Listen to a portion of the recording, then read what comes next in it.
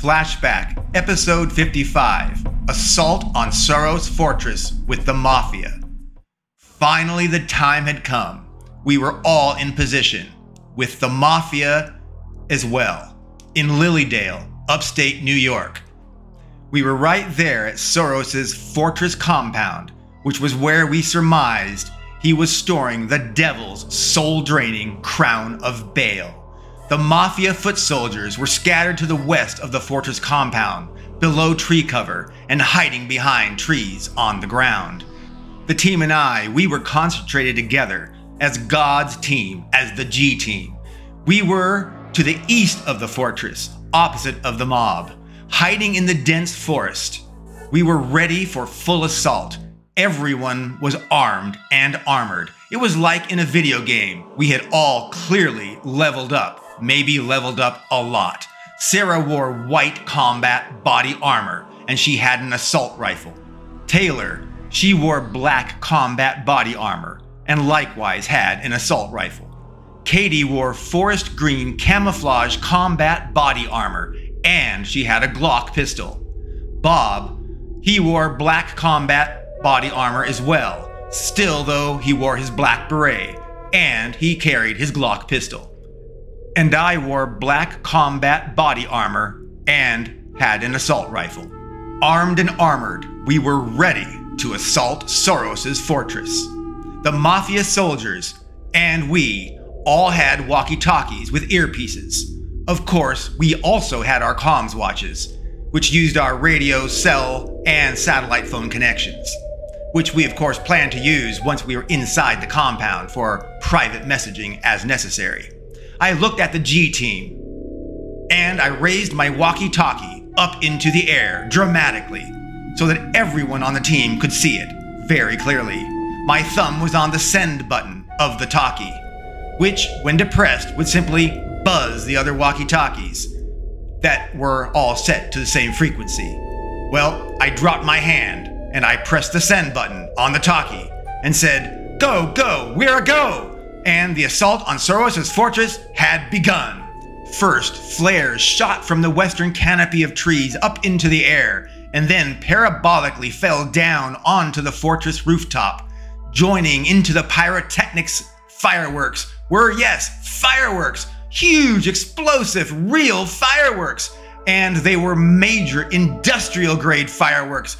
Explosive bangs rang and boomed and rumbled continuously. Flashing lights filled the sky and flashed on and off all over the ground and all over the walls, all over the doorways and gates and the rooftop. Incendiary flares landed willy-nilly everywhere, but mostly on the rooftop. But some flares, they landed short of the building structure and instead landed just beyond even the compound walls, where they started fires. I had to handle it to the Mafia. Their low-tech pyrotechnic assault was quite clever and very effective. It gave great distraction for us, and therefore cover for our infiltration. Robot dogs, robo-dogs, or robo-hellhounds, they were patrolling outside the compound wall. And of course, they were patrolling inside the compound as well. The robo-dog hellhounds were of many custom-built configurations. They all charged. They came running at breakneck speed from all sides of the building, from all directions it seemed. Mounted on many of the robo-dogs' heads and sides were guns. The robotic hellhounds were lethal. Robo-sentries also custom-built into many configurations. They were huge, robotic, human-like biped bots with guns.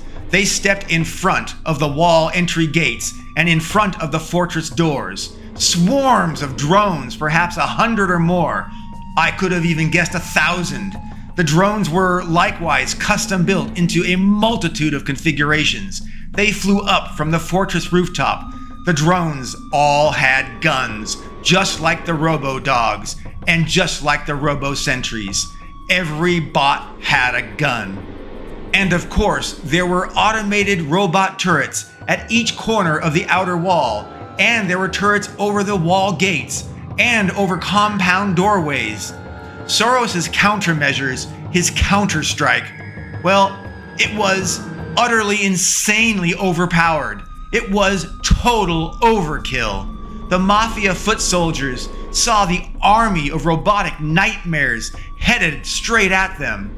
They saw what well could be their imminent slaughter by the onslaught of mechano-electronic beasts from hell. The foot soldiers fired at the incoming flying drones, but they were too hard to hit, zigging and zagging in the air as they flew. They shot at the robo-dogs, but their bullets just ricocheted and pinged right off the robo-dogs' hellhounds' bodies. The foot soldiers panicked, they ran, they had to flee, they fled, but it seemed hopeless.